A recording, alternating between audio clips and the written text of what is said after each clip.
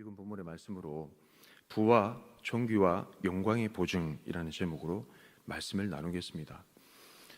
잠언 10장 말씀에서 22장까지 말씀은 솔로몬의 잠언에 대해서 본격적으로 나와 있습니다. 주로 그 표현이 의인과 악인의 삶을 대조해서 표현해놨습니다. 오늘 본문 말씀은 총 3가지 내용이 나오는데요. 의인과 악인의 삶에 누리게 되는 경제생활, 그리고 개인생활, 그리고 이웃생활, 이 3가지가 나옵니다. 1절부터 4절까지 말씀은 경제생활에 대한 부분이고요, 5절부터 8절까지 말씀은 개인의 삶에 대한 부분이고, 나머지 9절부터 15절까지는 이웃과의 삶, 그래서 경제생활, 개인생활, 이웃생활에 대해서 살펴보고자 합니다. 첫 번째, 경제생활입니다. 경제생활의 주제는 속이는 저울과 공평한 추입니다. 오늘 본문 1절 말씀해 보시면 속이는 저울은 여호와께서 미워하시나 공평한 추는 그가 기뻐하시니라 했습니다. 1절부터 4절까지 말씀은 경제생활에 대한 부분입니다. 의인과 악인이 경제생활에 있어서 어떤 삶을 누리게 되는가 말씀에서 나와 있습니다. 여러분, 오늘 이 1절 말씀해 보시면 속이는 저울 그리고 공평한 추 이렇게 나왔습니다. 이 부분은 구약의 율법의 말씀에도 하나님께서 언급하신 부분이 있습니다. 레위기 19장 35절 36절 말씀해 보시면 너희는 재판할 때나 길이나 무게나 양을 잴 때 불의를 행하지 말고 공평한 저울과 공평한 추와 공평한 에바와 공평한 흰을 사용하라. 나는 너희를 인도하여 애굽 땅에서 나오게 한 너희의 하나님 여호와이니라. 아멘. 저희가 지난 수요일 저녁에 함께 수요 통독회 때 읽었던 본문 말씀이 신명기 말씀에도 이것에 대한 언급이 있습니다. 신명기 25장 13절 16절 말씀해 보시면 너는 내 주머니에 두 종류의 저울추 곧 큰 것과 작은 것을 넣지 말 것이며 내 집에 두 종류의 되 큰 것과 작은 것을 두지 말 것이요 오직 온전하고 공정한 저울추를 두며 온전하고 공정한 되를 둘 것이라. 그리하면 내 하나님 여호와께서 내게 주시는 땅에서 내 날이 길리라. 이런 일들을 행하는 모든 자, 악을 행하는 모든 자는 내 하나님 여호와께 가증하니라. 아멘. 속이는 저울은 하나님 보실 때 가증하고 미워하는 것이라 말씀하셨습니다. 여러분, 경제생활 할 때 하나님은 그 소득의 결과보다 소득의 과정, 정직과 성실, 하나님 앞에서 코람데오의 삶을 주목하신다는 것입니다. 1절 말씀에 나와 있는 속이는 저울이라는 것은 2절 말씀에 교만이라는 것과 연결이 되게 되어 있습니다. 왜 그렇습니까? 속이는 저울이라는 것은 사람을 속이기도 하지만 하나님을 속이는 인간의 교만한 행위이기 때문에 그렇습니다. 하나님이 속임을 당하십니까? 절대 속임을 당하실 수 없으신 분이시잖아요. 근데 예전에는 지금은 전자 저울이 있어가지고 속일 수가 없지만은 한 곳에 물건을 달고 한 곳에 추를 다는데 이 추가 몇 그램인지 몇 킬로인지 알게 뭡니까? 그러니까 뭐 1kg라 이렇게 해놓고 물건을 다니 그 조금의 양을 통해서 이득을 취하는 거죠. 하나님은 절대 속임을 당하실 수 없는 분이신데 속인다라고 하니 인간이 교만하기 그지없는 상황입니다. 그래서 교만이랑 연결이 됩니다. 속이는 저울, 교만한 자의 삶. 3절 말씀에 보면 사악한 자의 폐역이라고 이렇게 표현합니다. 여러분, 이런 자들의 삶의 결과가 무엇이라고 성경 말씀을 얘기합니까? 하나님께서 미워하시고 사람들로부터 수치, 욕을 당하게 되고 세 번째, 스스로 완전히 무너지게 된다라고 오늘 말씀에는 말씀합니다. 반면에 1절 말씀에 나와 있는 공평한 추는 2절 말씀에 겸손의 삶과 연결이 됩니다. 왜 그럴까요? 사람들에게도 공평하고 공정하지만은 하나님 보실 때 고람도의 삶을 살기 때문에 그렇습니다. 여러분, 그런 의미에서 겸손이란 무엇일까요? 아이고, 저는 잘 못합니다. 제가 부족해서요. 여러분, 착각을 안 해야 될 게 이런 것이 겸손이 아닙니다. 진정한 겸손이라는 것은 하나님이 내 앞에 계신다라고 생각하고 사는 삶이 겸손입니다. 저는 잘 모르지만 옛날에 이런 찬양이 있었다라 하더라고요. 어린이 찬양인데 내 손이 하는 것을 조심해, 내 입이 하는 말을 조심해, 내 발이 가는 곳을 조심해. 하나님이 내 앞에 계시고 하나님이 내 안에 계시면 그런 말을 할 수 없는 거죠. 그리고 그런 행동을 할 수 없는 거고 그런 곳을 갈 수가 없다라는 겁니다. 그것이 진정한 겸손의 삶이라는 겁니다. 저와 여러분이 잘 아시는 미가서 6장 8절 말씀을 보시면 하나님께서 우리 가운데 원하시는 것이 뭐라고 말씀하십니까? 오직 공의를 행하고 인자를 사랑하며, 그 다음 뭐라고 해놨습니까? 겸손히 내 하나님과 함께 행하는 것이라. 하나님과 함께 행하는 건데 앞에 뭐가 붙어요? 겸손히. 그러니까 하나님과 동행하는 고난도의 삶이란 것이 어떤 삶이라고요? 그게 겸손이라는 겁니다. 하나님이 나와 함께 하시니 내 손이 하는 것을 조심할 수밖에 없다는 거죠. 내 입이 하는 말을 조심할 수밖에 없다는 거예요. 내 발이 가는 곳을 조심할 수밖에 없다는 거예요. 그게 성경이 얘기하는 진정한 겸손인 줄 믿습니다. 공평한 추와 겸손한 자의 삶은 3절 말씀에 정직한 자의 성실이라고 표현이 되어 있습니다. 여러분, 이런 자의 삶의 결과가 어떨까요? 말씀은 하나님이 기뻐하시고 여호와를 경외함이 많은 다른 사람들 가운데 나타나게 되고, 그리고 결국은 그가 행한 그 공의와 호남도의 삶이 생명의 길로 인도한다라고 오늘 말씀에 나와 있습니다. 여러분, 과정입니까? 결과입니까? 뭐가 중요합니까? 무엇이 중요한지? 과정이 중요해요? 결과가 중요해요? 계속해서 오늘 본문 말씀은 언급하고 있습니다. 잠언 11장 4절 말씀 같이 한번 읽어볼까요? 시작. 재물은 진노하시는 날에 무익하나 공의는 죽음에서 건지느니라. 재물은 진노하시는 날에 무익하나 공의는 죽음에서 건지느니라. 여러분, 이 말씀을 곰곰이 살펴보십시오. 쳐다보시면 제가 이 말씀을 묵상하면서 신약 성경의 두 인물이 떠올랐습니다. 한 인물은 부자 청년입니다. 다른 인물은 삭개오입니다. 어때서 그럴까? 충분히 제가 이름만 언급해도 이해가 되실 겁니다. 첫 번째는 부자 청년이 생각이 났습니다. 마가복음 10장 22절 말씀에 보니 나오죠. 그 사람은 재물이 많은 고로 이 말씀으로 인하여 슬픈 기색을 띠고 근심하며 가니라. 뭐라고요? 뭐가 많은 고로? 재물이 많은 고로 슬픈 기색을 띠고 근심하며 어떻게 했습니까? 가버렸습니다. 구원의 유일한 길과 진리와 생명 대신 예수님을 앞에다 두고, 구원이 코앞에 있어요. 지금 생명의 길이 코앞에 있습니다. 근데 그 구원과 생명이 코앞에 있는데 어떻게 됐다고요? 가버렸어요. 왜요? 뭐가 많은 거로? 재물이 많은 거. 하나님께서 구원과 심판의 문을 활짝 여실 때 자기 자신이 지금껏 이 젊은 청년님, 젊은 관원입니다. 살아생전에 젊어서 고생한다 해서 열심히 모아다 놓은 그 재물이 구원에 대해서는 쓸모가 있습니까? 없습니까? 아무짝에도 쓸모가 없는 그런 상황입니다. 그런 잠언 말씀에 재물은 진노하시는 날에 무익하다는 거예요. 구원이 코앞에 있었어요. 길과 진리와 생명이 코앞에 있었는데 재물이 많은 것 때문에 그냥 도로 가버린 겁니다. 근심하면서. 얼마나 억울해요. 자, 반면에 삭개오의 경우입니다. 누가복음 19장 8절 9절 말씀.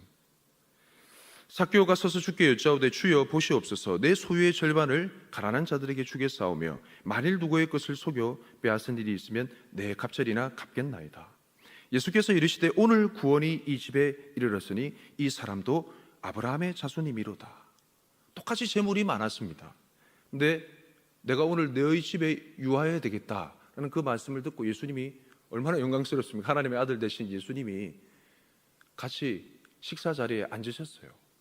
근데 참 놀랍게도 삭개오의 마음에 놀라운 변화가 일어났습니다. 오늘 누가복음 19장 8절 말씀해 보시면 이 헌신과 결단이 율법을 넘어서는 하나님의 공입니다. 율법이라는 것은, 그 기준이라는 것은 내 이웃의 물건을 훔쳤을 때 그것에 5분의 1을 더해서 갖다 주라 했습니다. 내 갑절이나 갚겠다 이렇게 했습니다. 소유의 절반을 가난한 자들에게 나눠주겠다라는 것은 율법에 넘어서는 공의의 회심과 회개입니다. 율법을 넘어서는 공의로운 하나님의 은혜가 그 심령 가운데 임하자 예수님이 뭐라 하십니까? 오늘 구원이 이 집에 이르렀으니. 그러니 오늘 보면 말씀에 공의는 죽음의 순간에서조차도 건진다라는 거죠. 할렐루야. 여러분, 과정입니까? 결과입니까? 하나님 앞에 하나님이 보시기 때문에, 하나님이 지켜보시기 때문에, 하나님이 살펴보시기 때문에 그렇게 살 수 없어 라고 하는 공평한 주의 삶, 고난도의 삶이란 것은 죽음의 순간에서조차 그 사람을 구원의 생명으로 인도할 줄 믿습니다. 할렐루야. 그러나 어떻게든 돈만 벌면 장땡이지 하면서 수단과 방법을 가리지 않고 결과를 취하려고 하는 그런 삶의 자세는 하나님의 심판이 임할 때 죄송합니다, 아무짝에도 쓸모가 없습니다. 중요한 건 강조를 해야 되죠. 아무짝에도 쓸모가 없습니다.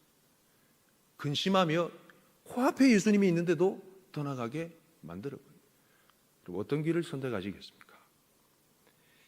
두 번째, 개인 생활입니다. 개인 생활의 주제는 구원과 멸망입니다. 개인 생활. 잠언 11장 5절 말씀, 오늘 본문 5절 말씀해 보시면 이렇습니다. 완전한 자의 공의는 자기의 길을 곧게 하려니와 악한 자는 자기의 악으로 말미암아 넘어지리라. 5절부터 8절까지 말씀은 개인의 삶, 개인 생활에 대한 말씀입니다. 주제는 의인은 구원, 악인은 멸망의 삶이라는 것입니다. 하나님의 공의를 구하는 자는 흔들림 없이 그의 길을 곧게 걸어갑니다. 웬관이 그 걸어가는 자의 삶의 공의가 그를 건지기 때문에 그렇습니다. 그런 삶의 경험을 한다는 거예요. 그 6절 말씀에 나와 있습니다. 반면에 악한 자는 자기의 악 때문에 걸려 넘어집니다. 곧게 걸어갈 수가 없는 거죠. 6절 말씀해 보시니 그 악이 스스로를 사로잡아 걸려 넘어지게 만들어 버리기 때문에 그렇습니다. 악한 자는 죽음을 향해 끊임없이 달려가다가 소망 없는 최후를 맞이하게 됩니다. 7절 말씀에 나와 있고요. 여러분, 그러나 의인의 삶은 다릅니다. 그 길을 걸어가되 곧게 계속 끊임없이 그 길을 걸어갑니다. 왜 그럴까요? 시편 84편 5절 7절 말씀에 나와 있습니다. 시편 84편 5절 말씀 같이 한번 읽어볼까요? 시작. 주께 힘을 얻고 그 마음에 시온의 대로가 있는 자는 복이 있나이다. 어떻게 힘을 얻는다는 거예요? 7절 말씀에 시작. 그들은 힘을 얻고 더 얻어 나아가 시온에서 하나님 앞에 각기 나타나리. 할렐루야. 의인은 하나님께 힘을 얻습니다. 우리 안에 계신 성령님이 잘한다 잘한다 칭찬하십니다. 계속 그 길을 가. 잘한다 잘한다. 사랑하는 내 아들아 내 딸아 잘 가고 있어. 칭찬하는 거예요. 힘을 주시는 거예요. 어떤 힘을 주십니까? 독수리 날개쳐 오른 같은 새 힘을 주십니다. 노인이라도 새 힘을 얻게 될 것입니다. 할렐루야. 이런 힘을 새벽에 기도하실 때 누리시는 저와 여러분 되시길 축복합니다. 하나님을 의지하지 않는 자는 장정이라도 자빠진다 했습니다. 그러나 노인이라도 하나님은 독수리 날개쳐 오른 같은 새 힘을 주신다는 거예요. 때를 따라 돕는 은혜를 주신다는 겁니다. 은혜 위에 은혜를 주십니다. 명심하십시오. 하나님은 주님을 의지하는 의인의 삶을 버리지 아니하십니다. 여러분, 이 은혜 때문에 우리는 오늘도 사명의 길을 걸어갈 수 있습니다. 할렐루야. 어떤 경우에서조차도요, 심지어 환난과 역경 속에서도 담대히 걸어갑니다. 오늘 보면 8절 말씀입니다. 의인은 환난에서 구원을 얻으나 악인은 자기의 길로 가느니라. 오늘 본문 말씀에 보면 의인의 삶에는 환난이 있다 말씀하십니다. 시편 34편 17절 19절 말씀, 17절 같이 한번 읽어볼까요? 시작. 의인이 부르짖음에 여호와께서 들으시고 그들의 모든 환난에서 건지셨도다. 아멘. 환난이 나오죠. 그의 모든 환난 중에 건지셨도다 하신 19절 말씀 같이 한번 좀 읽어봅시다. 시작. 의인은 고난이 많으나 여호와께서 그의 모든 고난에서 건지시는도다. 아멘. 의인이 뭐가 많다고요? 고난이 많습니다. 이 죄악된 절대 다수의 삶 속에 하나님 믿기로 작정하는 그 순간부터 고난이 시작되는 거죠. 구별된다는 겁니다. 죄악된 세상에서 사는 의인의 삶에는 고난이 많습니다. 여러분, 여기에서 우리의 선택의 기로가 있습니다. 잠깐 고난을 피할 것인지, 몸이 자유로울 것인지, 아니면 영혼의 자유를 누릴 것인지 선택의 기로에 있습니다. 저희가 불렀던 찬송이 있죠. 좀 전에 찬송가 336장 2절 말씀해 보면 이런 가사의 내용이 있습니다. 옥중에 매인 성도나, 그 다음 가사가 뭐죠? 양심의 자유를 받았네. 몸은 매여 있어요. 근데 내가 매일 기쁘게 순례의 길 행하면 이래 되는 거예요. 왜요? 우리 양심이 자유롭기 때문에. 옥중에 안 매이고 자유로운 사람이 있습니다. 근데 그런 사람은 양심에 거리낌이 있어 계속 살아가요. 그리고 어떤 삶을 선택하시겠어요? 잠깐 몸이 편하시겠습니까? 의인의 삶은 고난이 많다고 말씀 가운데 나와 있습니다. 아니면 몸은 매일지라도, 몸은 불편할지라도, 몸은 괴로울지라도 고난의 삶을 자청하시겠습니까? 여러분, 고난의 삶으로 끝나는 게 아니기 때문에 우린 담대히 그 길을 걸어갈 수 있습니다. 왜요? 하나님이 모든 고난에서 건져주시겠다 말씀하셨습니다. 이것이 하나님이 이 땅 가운데 본인의 살아계심을 보이시는 방식입니다. 의인의 삶에는 고난이 있습니다. 그 어떤 고난 가운데서도 하나님이 그 의인을 건져내십니다. 이것으로 내가 이 땅에 살아있다라는 것을 보이신다는 거예요. 할렐루야. 여러분, 이것이 우리 삶에 일어나야 될 도전입니다. 하나님의 살아계심이 우리 삶을 통해 보이는 그 증거, 그게 무엇일까요? 우리의 모든 삶 가운데 하나님의 건지시는 그 은혜를 경험하는 것. 저와 여러분 삶 가운데 그런 하나님의 구원이 있기를 축복합니다. 마지막입니다. 이웃생활입니다. 이웃생활은 주제가 축복과 한담입니다. 오늘 본문 말씀 11절 말씀을 현대인의 성경 번역으로 같이 한번 좀 나눴으면 좋겠는데 같이 읽어볼까요? 시작.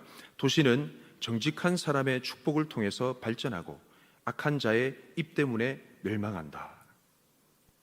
도시 또는 공동체의 운명이 사람의 말에 달려있다 합니다. 여러분, 정말 사람의 말이, 언어의 표현이 중요합니다.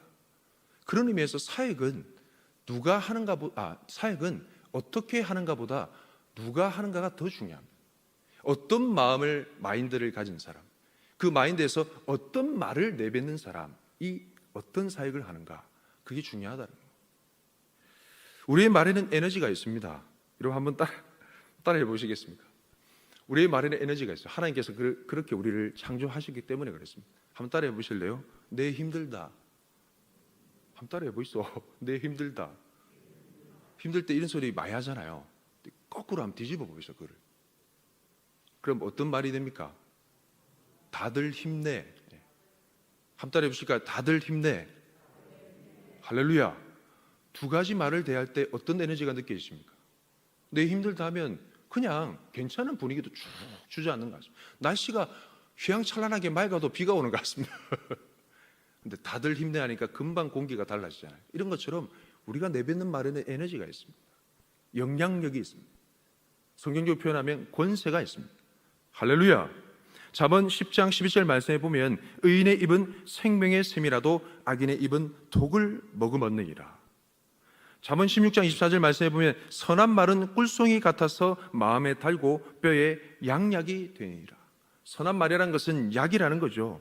잠언 18장 21절 말씀에 보면 같이 한번 읽어봅시다. 시작. 죽고 사는 것이 혀의 힘에 달렸나니 혀를 쓰기 좋아하는 자는 혀의 열매를 먹으리라. 아멘. 혀를 쓰기 좋아하는 자는 혀의 열매를 먹는다 했습니다. 심은 대로 거두게 되어 있습니다. 어떤 말로 심는가에 따라서 그대로 거두게 되어 있습니다. 할렐루야. 영적인 것으로 심어, 좋은 말로 심어 좋은 것을 거두게 되는 저와 여러분의 삶이 되길 축복합니다. 아멘. 악성, 댓글, 악플, 이것이 사람의 생명을 앗아가는 것을 우리가 종종 보지 않습니까? 자기 말을 자기가 가장 먼저 듣는다라는 우리 담임 목사님의 말씀의 권면의 말씀을 마음에 늘 기억하십시오. 자기 말을 자기가 가장 먼저 듣습니다. 어떤 말을 해야 될지는 그걸 알면 우리가 잘 선택할 수 있다는 것이죠. 9절 말씀에 보면 악인이 입으로 그 이웃을 망하게 한다 그랬습니다. 어떻게 망하게 할까요? 12절 말씀에 보면 그 이웃을 멸시하는 말을 한대요. 13절 말씀에 보면 두루 다니며 남의 비밀을 누설한답니다. 여러분, 근데 이거는 하나님께서 가증히 여기시고 싫어하시는 행동입니다. 구약의 율법의 말씀에도 나와 있기 때문에 그렇습니다. 레위기 19장 16절 말씀에 보면 너는 내 백성 중에 돌아다니며 사람을 비방하지 말며 내 이웃의 피를 흘려 이익을 도모하지 말라. 나는 여호와이니라. 이런 일을 통해서 공동체가 완전히 파괴가 된다는 겁니다. 잠언 16장 28절 말씀에 보면 패역한 자는 다툼을 일으키고 말쟁이는 친한 벗을 이간하느니라. 잠언 17장 9절 말씀에 보면 허물을 덮어주는 자는 사랑을 구하는 자요 그걸 거듭 말하는 자는 친한 벗을 이간하는 자니라. 평온했던 성읍이, 평온했던 도시가, 평온했던 공동체가 모래알 공동체가 되는 순간입니다. 콩가루 지방이라는 이게 날린다는 거죠. 이런 시험이 한두 번 공동체에 밀어닥치게 되면 극복하기가 참 쉽지가 않습니다. 잘 해결이 안 돼요. 이러므로 10절 말씀에 의인이 형통하면 성읍이 즐겁고 악인이 평안하면 기뻐 외친다는 이유가 이런 이유에서 그렇습니다. 의인은 어떤 삶을 살기 때문에 그렇습니까? 12절 말씀에 보시니 의인은 도리어 잠잠하다 했습니다. 13절 말씀에 그것을 숨긴다라고 했습니다. 그래서 14절 말씀에 백성들의 지략이라는 것이 어떤 의미인가? 의인이 형통하고 악인이 패망하는 것, 이것이 공동체가 가져야 될 백성들의 지략이라는 거죠. 할렐루야. 저와 여러분 삶 가운데 이런 은혜가 있길 축복합니다. 이런 마지막 결론입니다. 결론을 얘기하지 않고 이런 자의 삶의 은혜가, 의인의 삶의 은혜가 저와 여러분 가운데 가득하길 축복합니다 라고 마무리하면 죄송합니다, 오늘 말씀 뭔가 개운치가 않아요. 우리 삶을 다 건드린 것 같지가 않습니다. 시간이 좀 갔지만은 꼭 이 말씀을 언급하고 말씀을 마무리할까 합니다. 여러분, 하나님을 경외하는 의인의 삶에는 경제생활, 개인생활, 이웃생활에 하나님의 복이 임하는데, 경제생활에는 부가, 개인생활에는 존귀한 삶이, 왜냐하면 생명의 길로 걸어가기 때문에, 이웃생활에는 영광이 가득합니다. 영광스러운 삶이 된다는 거죠. 부와 존귀와 영광이 가득한 삶, 누구나 꿈꾸죠. 이런 삶의 은혜가 저와 여러분 가운데 가득하길 축복합니다. 아멘. 이렇게 끝나면 참 좋겠는데 반드시 짚어보고 넘어가야 될 부분이 있습니다. 우리의 모습을 한번 직시해 볼까요?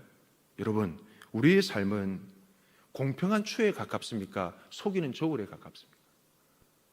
곰곰이 묵상해 보면 속이는 저울에 가깝습니다. 우리의 삶은 의인의 고난에서 벗어나 악인의 형통을 선택하고 있지는 않습니까? 우리 입은 타인의 허물을 덮어주기보다 드러내고 있지는 않습니까? 죄송합니다, 이게 제 얘기입니다. 제 얘기로 하는 얘기.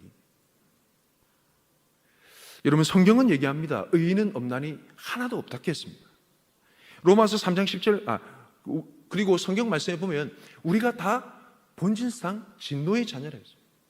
사실은 성경 말씀에 보면 의인의 삶에 대해서는 저희가 아멘이 나와요. 근데 악인의 삶에 대해서는 그냥 쳐다보도 안 하고 우리랑 상관없는 자의 삶이라 생각합니다. 그러나 곰곰이 묵상해보고 주님의 임재 가운데 스스로를 돌이켜보면 악인의 삶에 더 가깝다는 걸 부인할 수가 없습니다.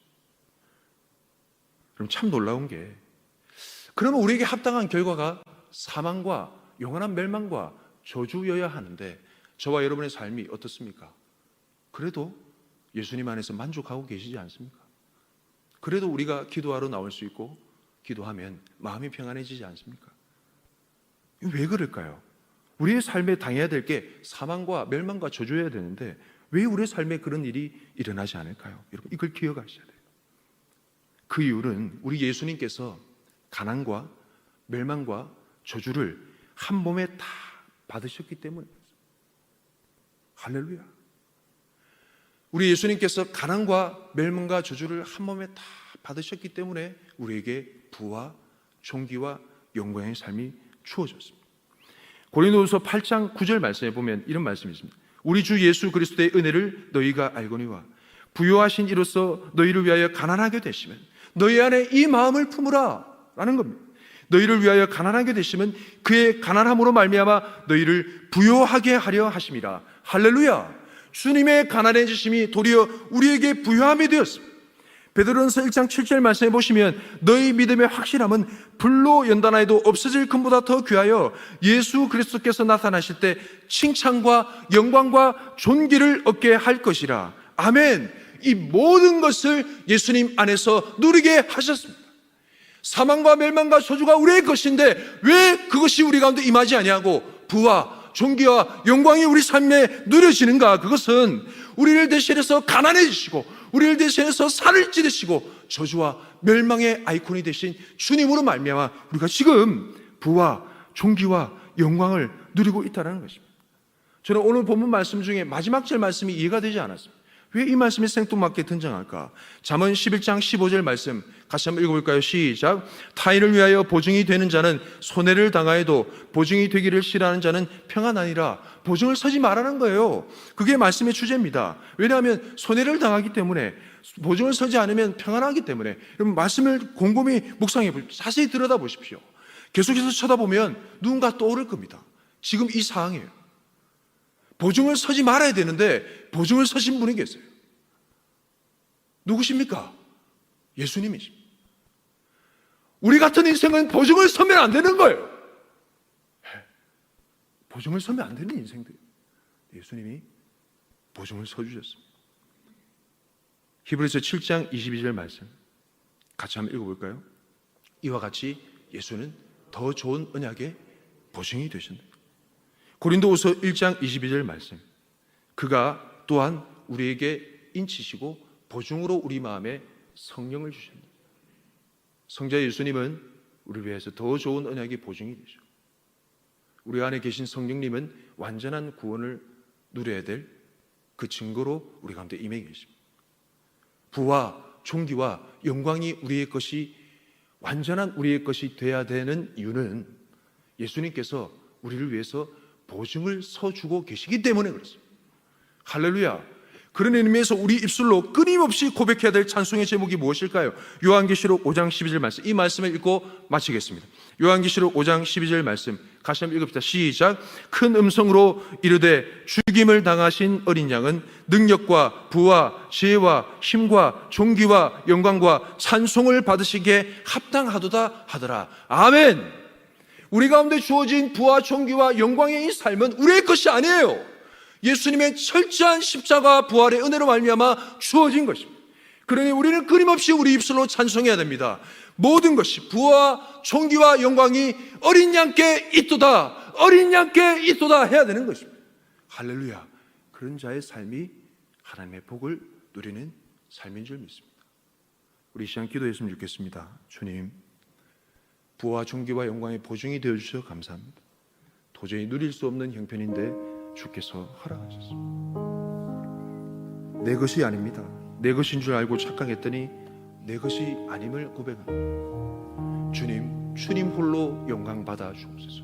주님 홀로 존귀함을 받아 주옵소서. 주님 홀로 높임을 받아 주옵소서. 우리에게 주님의 십자가를 허락하시고 주님의 사명을 허락하여 주옵소서. 부와 존귀와 영광의 보증 되신 우리 주님께 영광을 올려드리며 우리 삶을 다해드리며 우리 이 시간 주여 외치고 기도하겠습니다. 주여.